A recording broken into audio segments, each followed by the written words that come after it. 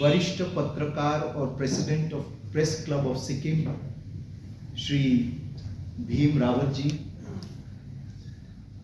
और मेरे मित्र पेम्पो लेप्चा जी, और convener of one nation one election मेरे युवा मित्र संगे जी, आपको और आपके पूरे टीम को, यहाँ जो सारे जो रिप्रेजेंटेटिव्स हैं आपके टीम में, आप सबको बहुत बहुत धन्यवाद और आभार प्रकट करता हूँ। I express my deep gratitude for organising this program at quite a short notice, I believe, but so well done, so well laid out, so well planned, and the ambience itself, जैसे आपने भी कहा, this is an attempt to encourage and generate discussion, and so this ambience itself is an ambience which encourages discussion, which encourages debate, which encourages a certain openness to new ideas. इसलिए आप लोगों को बहुत धन्यवाद फिर से मैं देना चाहता हूँ। मेरा हिंदी इतना अच्छा नहीं है, इसलिए मैं हिंदी में नहीं कोशिश करूँगा। आपको बगल में पश्चिम बंगाल है और वहाँ कुछ ऐसे व्यक्ति हिंदी में बोलते रहते हैं, उनका हिंदी समझ में नहीं आता है। मेरा हिंदी तो उनसे बेहतर है, पर फिर भी मैं कोशिश नहीं करूंगा हिंदी में बोलने के लिए। I would speak in English, but I can assure you that I am completely decolonised. I can speak various Indian languages. The uniqueness of our country is that we are a multilingual country.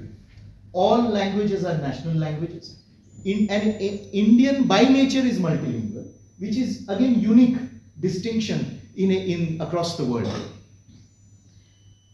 Now, you see, I am most happy because we have such a young audience here, and especially my young friends from the university, from the various colleges. We were also in universities and colleges. We were also young once upon a time. So it's always wonderful to have such an audience here, primarily because when we are discussing one nation, one election, it is about the future of the country. It is about the future of India. It is about your future. Now you may be aware that Honorable Prime Minister of India, Shri Narendra Modi, has often used one terminology very earnestly and with a lot of conviction, and that is Amrit Kal. So the next 25 years, when India will, at the end of 25 years, when India celebrates the centenary of her freedom and independence, 2047, this period of 25 years, he designates, he terms as Amrit Kal. And he says that it is you, my young friends, students, scholars, researchers, in university and colleges, it is you who are in the next 25 years going to shape yourself, going to train yourself, going to equip yourself, and India post 2047. It is you who will give leadership to that India post 2047.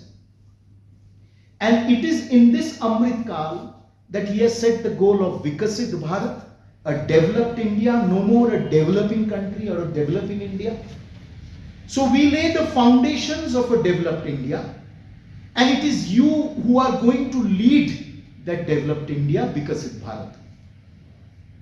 So I would also urge you, as we take forward this discussion across the country on one nation, one election, I would also urge you to imagine yourselves as to what is it that you want to be. How do you see yourself 25 years hence? All of us would be mostly in retirement. We would be writing our memoirs or doing something else. But it is you who will be leading this country. So how do you see yourself? And it is against that backdrop that this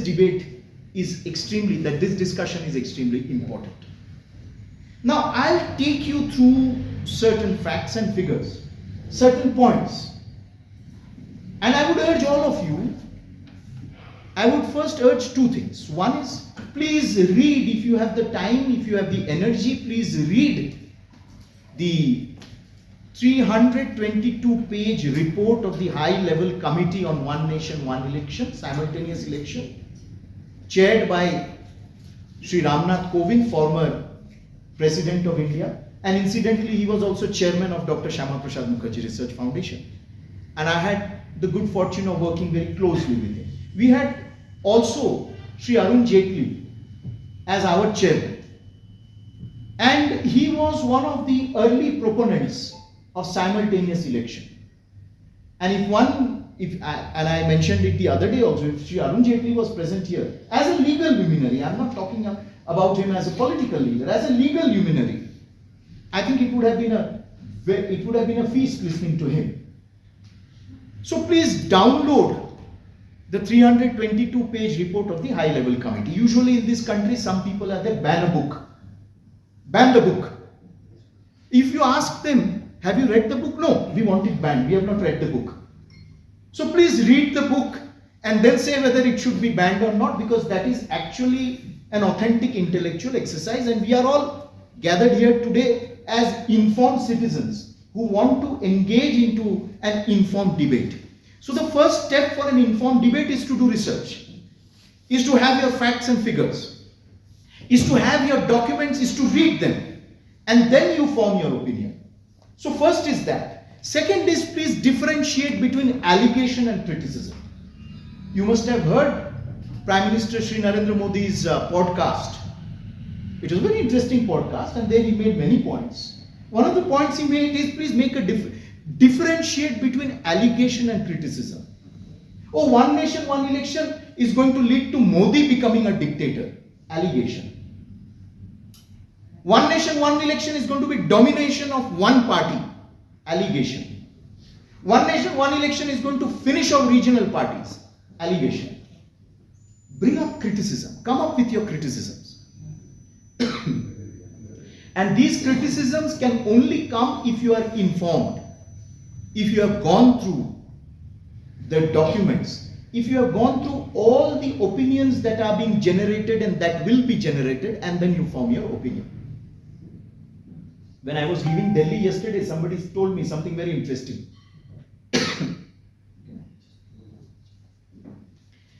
Said that, oh, you are going to Sikkim, One Nation, One Election. तो सिक्किम में तो One Nation, One Election है ही. तो आप क्यों जा रहे हैं वहां? मैं तो उड़ीसा में भी One Nation, One Election था. इसलिए जा रहे हैं क्योंकि हमारे सामने उदाहरण है. हमारे सामने उदाहरण है. और जहां One Nation, One Election है, वहां के लोग का क्या ओपिनियन है, वो कैसे वो ओपिनियन डिश आउट करते हैं, that is also important. Now we have some time, Sanjay, we have some time. Yes. So I'll just go very gradually, and I want you to remember that I'm not an expert. I'm not like Thapaji, I'm not a legal luminary. I don't have a law background. I'm just a very ordinary researcher and a scholar. And I have also had the distinction of being in public life and of also contesting elections, and of seeing what that means, and of also feeling what election fatigue means. You contest one election and then 1.5 years later you have another election. In between you have a panchayat election. In between that you have a municipal election. Your panchayat election is coming next year. So which means you have to again get worked up. You have to again go for that campaigning. You have to again start strategizing, which only means that 1 month, 1.5 months, 2 months, nothing else. Anyway, we'll come to that later. Now, I'll go from the present to the past. Just a few points that I want to make. Now, if you recall, in January 2025, while addressing NCC cadets in Delhi, Prime Minister Modi said, One Nation, One Election is not just a legal reform. It is a movement for new India.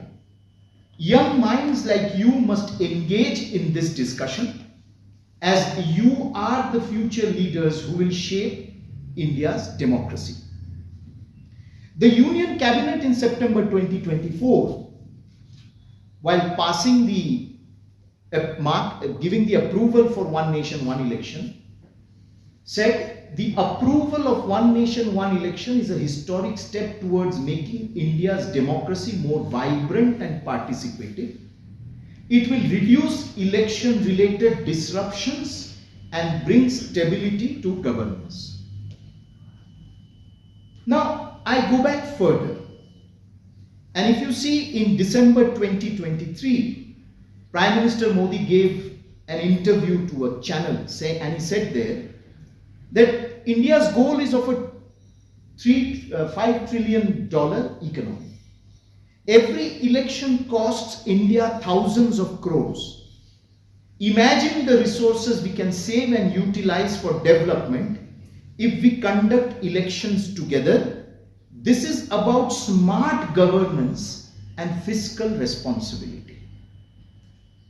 Now I go back further, 15th August 2023, from the ramparts of the Red Fort, Prime Minister Modi says, one nation, one election is not just a matter of debate, but a necessity for Vikasit Bharat. A synchronized election system will free governance from continuous election cycles, ensuring that leaders focus on policy making rather than constant campaigning. An elected representative to the Lok Sabha has a constituency. The constituency that I contested from in 2024 had 20 lakh voters. A constituency of that size of 20 lakh voters. Now the elected representative wins from Lok Sabha. After winning, within 2 months, elections are declared in some other states, he is sent for campaigning. He is there for 2 months, 3 months campaigning. He can be a star campaigner. What happens to his constituency? Election is over, he comes back for 3 months, again there is election in another state, he goes there as star campaigner. The party sends him, he cannot say that I will not go. What happens to his Lok Sabha constituency? He has 20 lakh people to connect to, he has 20 lakh people to cater to, and various challenges in Lok Sabhas of that size. For that matter, in any constituency there are challenges. Population pressures, various challenges, balancing federal and state. So, does he have the energy to continuously engage with his constituents as well as do campaigning? Anyway, we'll come to that point. Now, I go back further.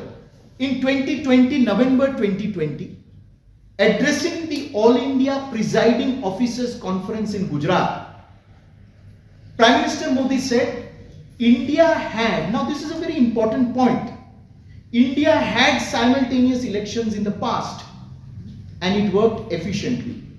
The time has come to bring this system back for a more stable and developed democracy.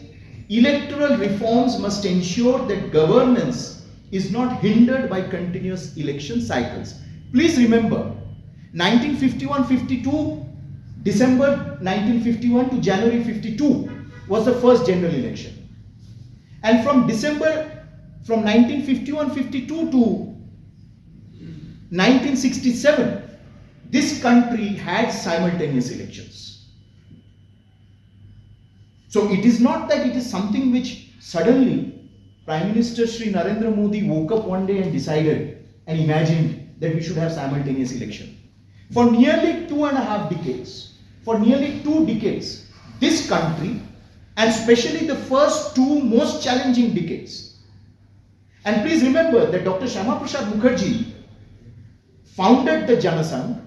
The Janasangh was founded in October 1951. Why I am giving you this example is that the political lineage that Prime Minister Modi belongs to is a lineage which spent 50 years in the opposition. And for 50 years in the opposition, that lineage did not question the voting structure, it did not question the election commission. Every time it lost, it did not say that the election process was flawed. it accepted the verdict of people. The Janasangh got just a little more than 3% vote, and it was recognized as a national political party.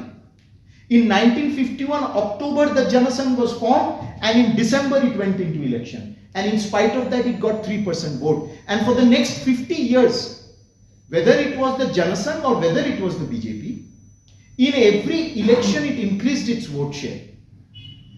So, and it increased its vote share, it contested election for 2 decades when there was simultaneous election. There was no problem with the system then. So if there is a genuine debate, an attempt to bring back that system, to examine that system in the context of today, to say that the system never existed, it is a new idea, I think it doesn't bear scrutiny of history. In 2018, there was an all-parliamentary meet that was called. And in that parliamentary meet, again, Prime Minister Modi said, frequent elections disrupt governance and developmental activities. Imagine the amount of time, money, resources spent on separate elections. We must seriously discuss one nation, one election for what? For a stronger democracy. So friends, I just took you back.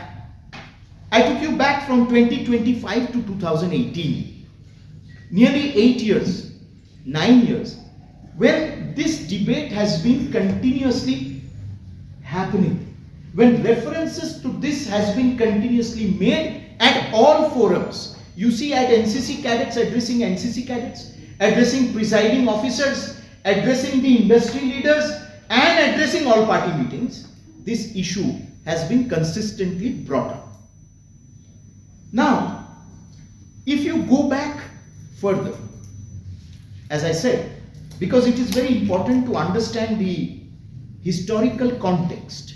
It is only when we understand the historical context, and all this is there in the open domain. You can do your own research. My young friends, especially those of you who are interested in political science, who want to take up a career in political science research, governance and public policy, you can do this research. Now, as I mentioned, I will quickly take you through a relook at phases of history. Post-independence 51 to 67, India conducted simultaneous elections. 1. 1960 onwards, separate elections began due to new states and crumbling governments. Please remember that article imposition of President's Rule, Article 356, had also a major role to break the balance. And also let us remember that these first 2 decades, the opposition in India played a major role for the republic's stability. In the first general elections, the combined opposition vote was more than the vote polled by the Congress, percentage of vote. And Dr. Syama Mookerjee was considered to be the undeclared leader of opposition. 1967, the last simultaneous elections took place. The Congress lost in a number of states and coalition governments emerged in a number of states. The Janasangh and other parties. As soon as coalition governments emerged in a number of states, these coalition governments were targeted and they were also dismissed. It is part of our political history. You can read Rajni Kothari, you can read a number of other authors who will give you an exact insight into what happened in 1967. The dominance of one party broke and frequent dismissal of state governments took place. 1983, now this is a very important point. In 1983, the Election Commission of India revived, in 1983, it revived the idea of simultaneous poll. The Election Commission of India in 1983 said we should relook at the proposal of at the structure of simultaneous poll. And in 1984, most of you must have been in your previous incarnation.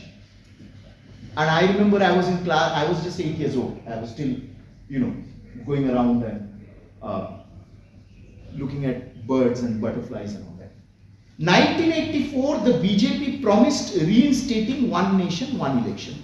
If you look at the BJP's manifesto, it is not a new idea. If you look at the manifesto, it gave a number of suggestions.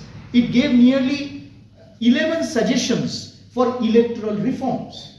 And in that, point number 6, hold state and central elections simultaneously every 5 years.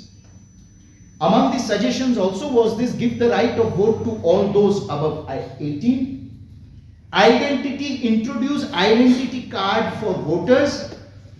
Number 3, use electronic voting machines. And to this end, make necessary changes in the election law. In 1984, simultaneous election. It is talking about issuing voter ID card. It is talking about using EVMs. It is talking about giving voting rights to above 18. So it is nothing new. In 1999, the Law Commission's report, the Law Commission at that time headed by Justice B.P. Jeevan Reddy, advocated simultaneous election. In 2015, Parliamentary Standing Committee report favored simultaneous election. And if you see, the Parliamentary Standing Committee was at that time headed and chaired by Congress Member of Parliament E.M. Sudarshana Nachiyappan. And it advocated simultaneous election. 2015, the Parliamentary Standing Committee said, the committee noted that the holding of simultaneous elections to Lok Sabha and state assemblies would reduce, 1, the massive expenditure that is currently incurred for the conduct of separate elections. 2, the policy paralysis that results from the imposition of the model code of conduct during elections. You know what happens when there is a model code of conduct? There is a prolonged model code of conduct. This time the Lok Sabha elections were for 3 months. And in some constituencies, some candidates had to campaign for 3 months, because their name was announced in the first list, and the elections, the voting took place at the end, on the last day. So for 3 months, and for 3 months you have to live under the model code of conduct. All over the country the model code of conduct is there. Some variations are there, piecemeal. But overall it is model code of conduct. You can't make appointments. The other day I was addressing a university gathering. The principal there said, he said that we could not make any appointments. Appointments are delayed. Schemes are delayed. Sanctions are delayed. There is a policy paralysis. There is a paralysis of governance because of the model code of conduct. So the Parliamentary Standing Committee in its point number 3 says impact on delivery of essential services. And number 4, burden on crucial manpower that is deployed during the election time. Huge displacement of teachers. School buildings are occupied. Government servants are delinked from their daily responsibilities and duties and sent off. Schools are closed. Security forces are pulled across from various regions and deployed for election purposes. From the border, from sensitive zones. For 3 months, there is a continuous movement of security forces all across the country. There is fatigue which comes in. So, crucial manpower that is deployed repeatedly during elections are therefore divested and diverted from their actual primary duty. And this we are not saying. This is the Parliamentary Standing Committee headed by Congress Member of Parliament Sudarshana Nachiyappan made a very valid point. In 2019, the all-party meeting organized by the NDA government on One Nation, One Election. September 2023, the high-level committee was formed. March 2024, the high-level committee gave its report after 6 months of consultation. And in December 2024, the bill was reintroduced in Parliament. So I just wanted to run you through the background and the history. Now, what I'll do is I'll come back to the micro details a little later. But let us have a look at this. The high-level committee headed by Ramnath Kovind 83% of the online feedback that it received, 83% were in agreement on one nation, one election. 50% of the political parties consulted agreed on one nation, one election. 100% former Supreme Court judges consulted, agreed. 75% former Chief Justices of High Court consulted, agreed. 100% former Chief Election Commissioners of India consulted, agreed. 87% plus State Election Commissioners consulted, agreed. Bar Council of India agreed. SOCHAM agreed. CII agreed. FICCI agreed. So one cannot say that the 322 pages document was done just in the air, that there was no consultation. And for you, for those of you who are educationists here, you know the National Education Policy. The National Education Policy also was formulated in the same manner. There was a consultation right from the grassroots upward.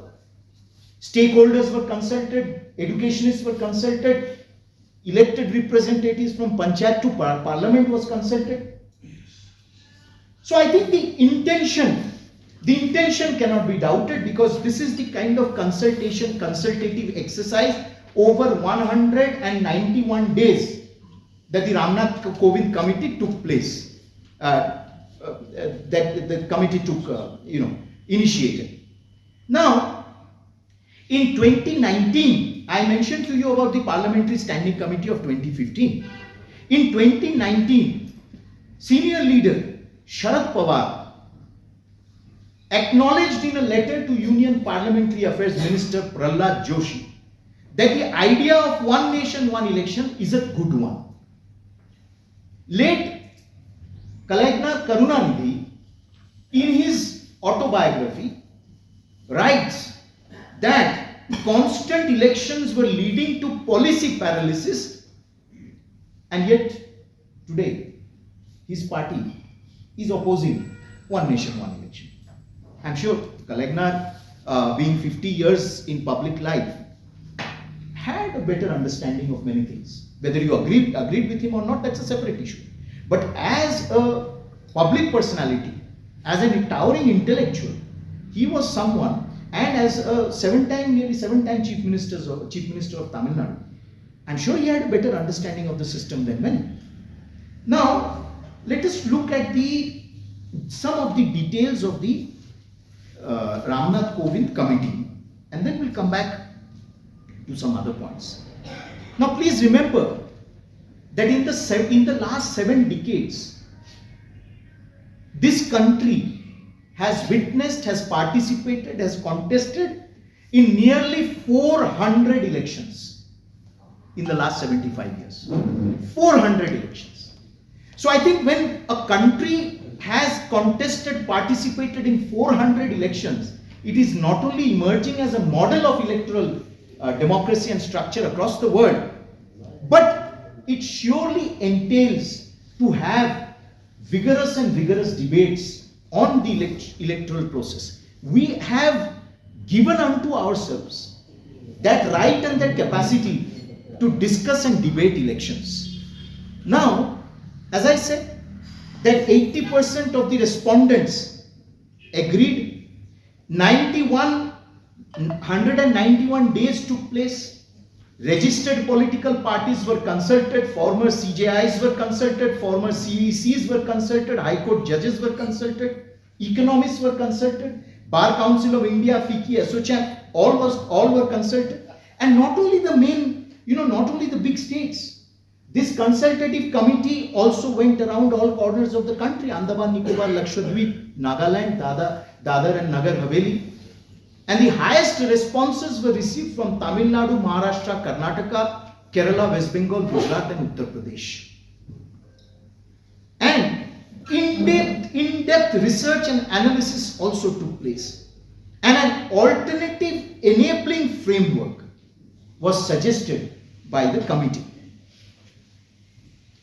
Separate elections, what the committee says, is waste of resources, and as we discussed, policy paralysis, and a huge socio-economic burden, and it leads to voter fatigue.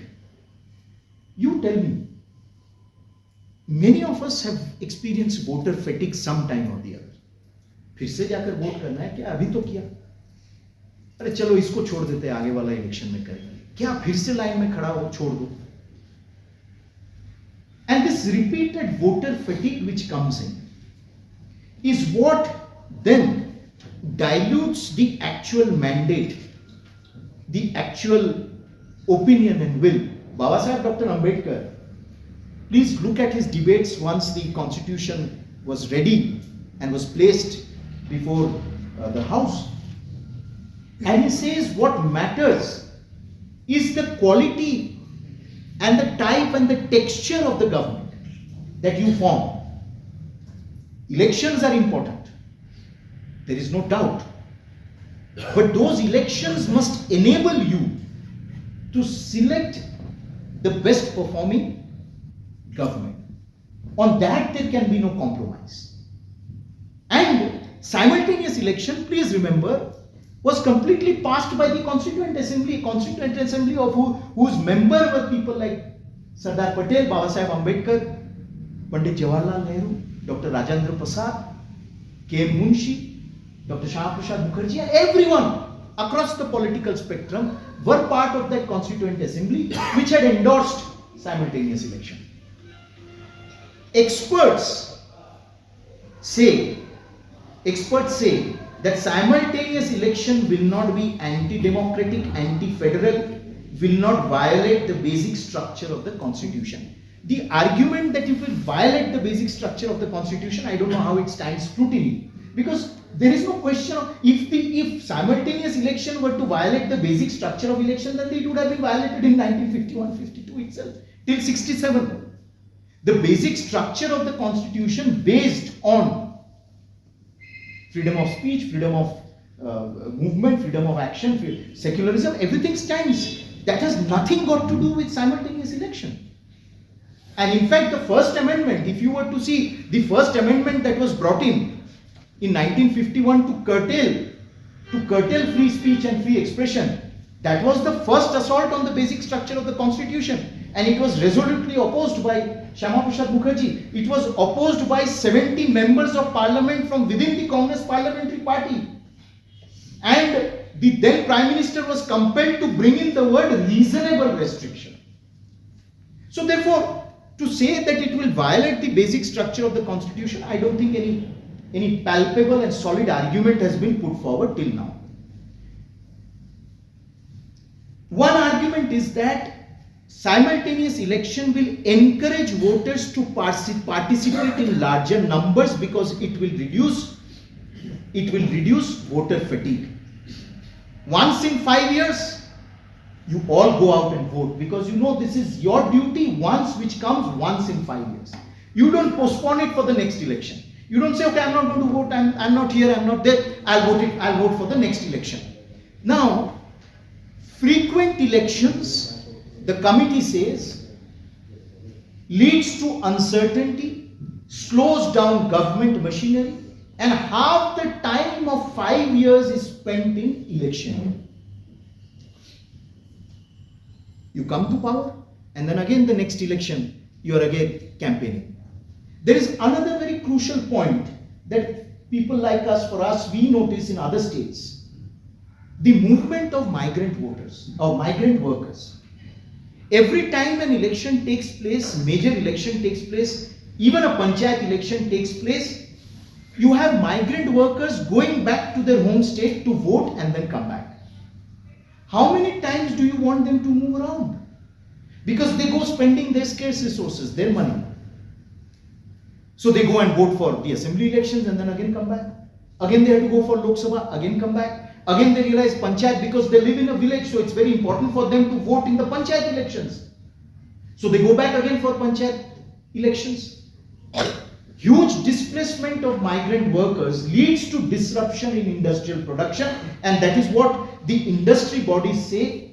Simultaneous election, make it once, this huge movement will not take place. most electoral rolls. Now, this is a very important point. The electoral roll is prepared by the State Election Commission with the help of the Election Commission of India. You have one epic number and you have one electoral roll. So the question of saying that you will have fake electoral rolls, fake voting IDs, the responsibilities of the State Election Commissions, because it is the State Election Commission which prepares and finalizes the roll. Once election, once a year, once in 5 years, will enable you to streamline the voters list, will enable you to make your epic number more effective, and will actually ensure that there is no dilution in the voters list and in the voting pattern. Now, there are certain frequent issues which come up, but when we talk about the amount that will be saved, I'm sure students from commerce and economists and finance backgrounds will be able to do it better. But broadly, if you look at this, in 2024 Lok Sabha elections alone, more than 1 lakh crore was spent.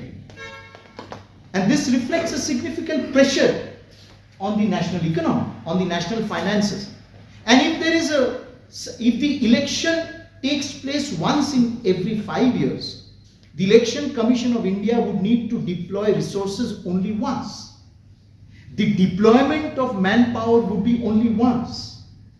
The requisition of other services will need to be made only once.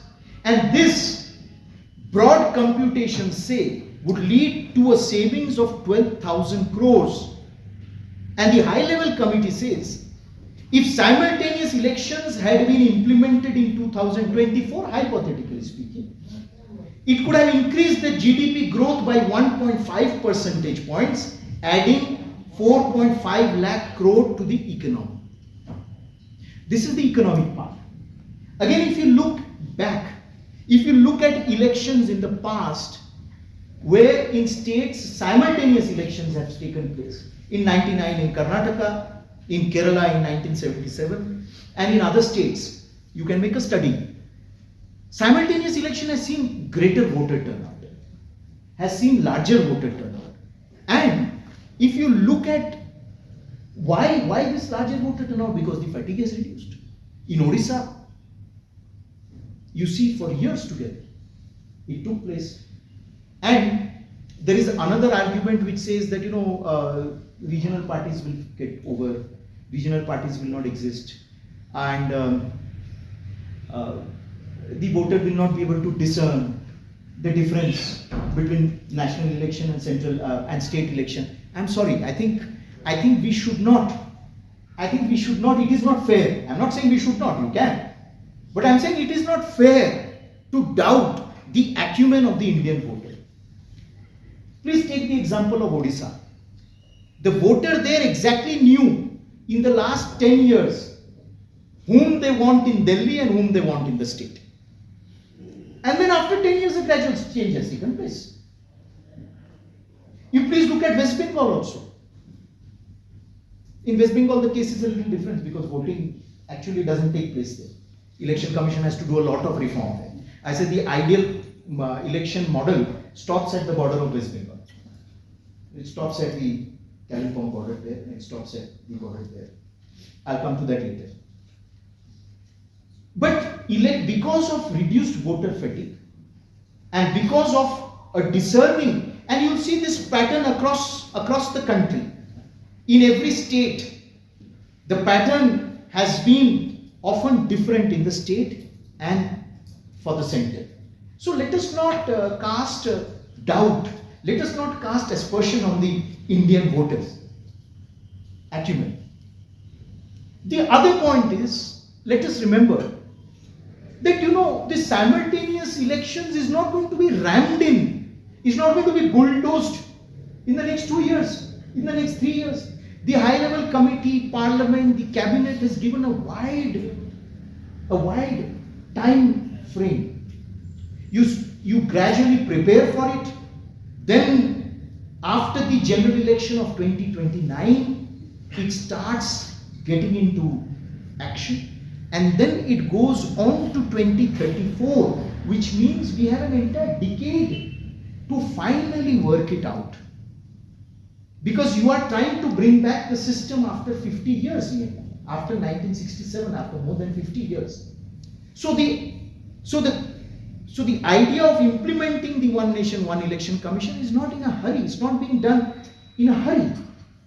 There is time being given. The structures are gradually being acclimatized. Options are being put forward. A time frame is being suggested. And then a gradual transition is being proposed, which is very clearly mentioned in the document of the high-level committee. And so therefore I say, please let's make a differentiation between criticism and allegation. I mentioned to you about 1983, the Election Commission of India had also mentioned simultaneous election. So had this idea been so outlandish, my point is, had this idea been so outlandish, the Election Commission of India wouldn't propose it.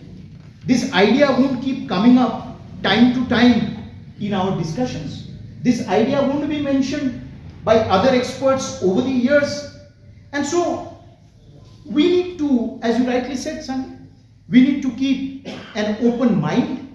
We need to keep ourselves completely abreast of all the facts and then make an informed position, take an informed position. Now, reduction of the influence of money power and the focus on governance. Now, I'll just give you a few examples which I have already stated, but which is important in our context. Here it is. Now, politicians will ignore voters if there are simultaneous elections. अब 5 साल में एक आएगा, छोड़ दो, अब क्या जाना लोगों के पास. आप 5 साल में लोगों के पास नहीं जाओगे तो 5 साल बाद आप वापस नहीं आओगे. ये समझ में रखना चाहिए, याद रखना चाहिए. अगर इलेक्शन एक बार भी होता है 5 साल में, आपको लगता है कि मैं 5 साल के 1 महीने पहले जाऊंगा, लोग अभी बहुत सचेतन हो गए हैं. उनको मालूम है कि केंद्र में हमें किसको चाहिए, स्टेट में किसको चाहिए, क्या चाहिए, जानते हैं. But simultaneous election will provide leaders, as I said, of various political parties more time to focus on their respective constituency and, more importantly, directly engage with citizens, with their voters. Regular election campaigns across the country demand significant attention from leaders, often requiring them to undertake campaign in various parts of the country. ये तो आप जानते हैं, ये मुझे specify करने के लिए भी जरूरत नहीं है. आज ही हम लोग बैठे लिस्ट बनाए ना कि अगले 3 महीने में कहाँ इलेक्शंस हैं, 9 महीने में अगले कहाँ इलेक्शंस होंगे, तो आपको समझ में आ जाएगा कि अरे अभी से शुरू करके अगले 9 महीने तक सारे इलेक्शंस हैं वेरियस स्टेट्स. तो इसलिए one nation one election will allow leaders to dedicate more attention to citizens in their constituencies and states, and it will allow national leaders to effectively engage with their local constituents. The other point I made was, on numerous occasions when Lok Sabha and Legislative Assembly elections in a state have been conducted simultaneously, voters have given different verdicts. आप list बनाइए, you make a list, at least 5 states you will be able to say where voters have given different verdicts. For Delhi, years together, voters have given different verdict. As far as I remember, from 1997, all Lok Sabha seats would be won by the Bharatiya Janata Party. In 1997, it was the Congress, Sheila Dikshit ji's government. All seats, assembly seats would be won by them. Later on, all Lok Sabha seats, again continuously for the last 25 years, won by BJP. And then the assembly seats were won by, assembly was won by AAP, a new party. So this is just one example. You look at Odisha also. Increasing vote tally of the BJP in Lok Sabha and continuous governance of BJD in the assembly. It went on for years, for nearly 25 years. And then organically, it shifted, it changed. Because at a certain point, the voters perhaps decided, okay, no, we want to now go in for the national party. Nothing is granted. Nothing is granted in this kind of system of election. unless you engage and you can deliver, you are accountable and you are governance oriented, nothing is granted. So a leader cannot take anything for granted. And in the all-party meeting that took place in 2019, because people say, no, that regional parties are going to suffer. Regional parties will get dissolved. Regional parties, if they have to contest election once in 5 years, will not be compelled to continuously amass resources in order to continuously fight elections. And the best part is, in the all-party meeting, out of 19 parties in attendance, 16 parties favored the idea of simultaneous election, and these included regional parties such as the NCP, JDU, YSR Congress, BRS, LJP, SAD, Shiromani Akali Dal, NPP and the BJD. Already most of the regional parties that really matter supported simultaneous election. And so therefore, I can continuously keep giving you more and more examples. I think I should leave it to you because the problem is one who keeps speaking, he feels very nice listening to his own voice. But those who have to keep listening to him, it is a little taxing for them beyond a certain point. So I think we should at a certain point stop. But I think one nation, one election will lead to single party rule. I want to end with this. There are many questions which have arisen, and the high level committee has also answered that. One nation, one election will not lead to any change in the incumbent party in any state. There is no reason to believe that the same party will win the elections at both the levels, state and center, if elections are held simultaneously. And ample examples are there for that. So, friends, I just wanted to appeal to you that we are at a very crucial point in our history, especially in the history of India as a democracy, in India's democratic history. And I believe, therefore, any nation which is at the crossroads has to take a historic decision. We were at the crossroad, we took a historic decision to form the Constituent Assembly. We were at the crossroad, a historic decision was taken to resist and to defeat emergency. We were at a historic moment, a historic decision were taken on a number of occasions. This also is a very crucial moment in our history. And let us remember that the Constitution, as Babasaheb Ambedkar had said, the Constitution is what we will make out of it. Constitution is an instrument. It is an instrument to ensure that India's democracy, democratic fabric, democratic spirit is safeguarded. It is protected. And that Constitution is what we will make out of it. And therefore, that Constitution also will ensure the kind of government that we want. Can the election process, the electoral process be transformed in such a manner which makes it not only smooth, which ensures that participatory democracy is really participative, and that people in their full vigor, in their full energy, actually go and vote for that which they want, for that government which they want. I think these are the dimensions and aspects that we need to consider when we debate and discuss this. Now, I just want to end with your neighboring state, West Bengal. There was a time when all of you know the kind of electoral violence that would take place at all levels in various states. That electoral violence is history in most states except West Bengal. And in West Bengal, election has become an industry. I say I say it is the election economy. So more the election, the more some people survive. The more the elections, the more some people run that industry. So you have state assembly elections, it is an industry. You have the panchayat election, it is an industry. You have the municipal elections, it is an industry. And this industry is very interesting. This industry is not only about money. This industry is about bombs, it is about pistols, it is about... You have an entire squad which is trained to capture booths. You have an entire squad. Nowadays you can't capture booths, but you can go and intimidate voters in the villages. They don't go and vote. Because the booths nowadays are surrounded by the central forces. Booth capturing has become now relatively, in West Bengal still capturing takes place, but it is relatively reduced. Relatively reduced because the central forces surround the booth.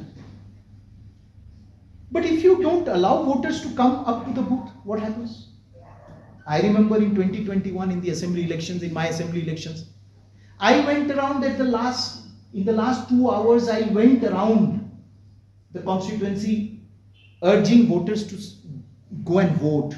I would tell them, please go and vote whomever you want, but go out and vote. Don't sit and don't go out. They would tell me, sir, आप तो बोल के चले जा रहे हैं, अपनी तो बोले चले जाते हैं, बाद में हमारा दुकान आकर तोड़ेंगे, हमारा घर तोड़ेंगे, हमको थ्रेट करेंगे, सोशली बॉयकॉट करेंगे. And imagine this happening every time. 2021, then 1.5 years you have 2024 elections coming. Then again now 9 months you have 2026 elections coming. Then you have the panchayat elections coming. You have the municipal elections coming. In a place, in a town like Baharampur. How far from here? Just about, you go from here to Bagdogra. From Bagdogra, Siliguri, Baharampur is 7 hours. From here to Bagdogra, Siliguri is 5 hours. Let's take it. So you can take a break and reach within a day Baharampur. Imagine Baharampur town, one of the most important town in central Bengal, which is a connecting town with North Bengal and Northeast and South Bengal. In Baharampur town municipal election, one of my friends is a booth agent. He is a teacher in a college, in the women's college, a teacher. Wonderful human being. Suddenly he sees a revolver pointed at him. Hey, walk out. He walks out. And this was in the last municipal elections. So I am again not speaking here, I say I am not speaking here as a person who is identified with a certain ideology. I am speaking to you here as an observer, as a researcher, as a research scholar who has gathered a lot of data and document about these aspects of violent elections that take place in your neighboring state. Now what will happen is simultaneous election will close this industry. Once in 5 years. No income because no continuous election. What happens to the revolvers and bombs? 5 years you manufacture, they will be lying idle. And after 5 years they will not be in a situation to be used. And because it is simultaneous election, the entire focus, all resources, all deployment at once is taking place. And not continuously scattered all around. So I think there are various issues. There is sufficient time. Let the debate evolve. Let an evolution of thinking take place. Let all situations be examined. And I'm sure there is something extremely positive awaiting India's democracy. It will only strengthen India's democracy and it will prepare a generation which will be confident, which will be focused to lead this country ahead and to see it emerge as a great power. Thank you so much for your extreme patience. I am extremely grateful to you for according me this opportunity to share my thoughts, and that you have listened so patiently. I am extremely grateful for that as well. Thank you so much.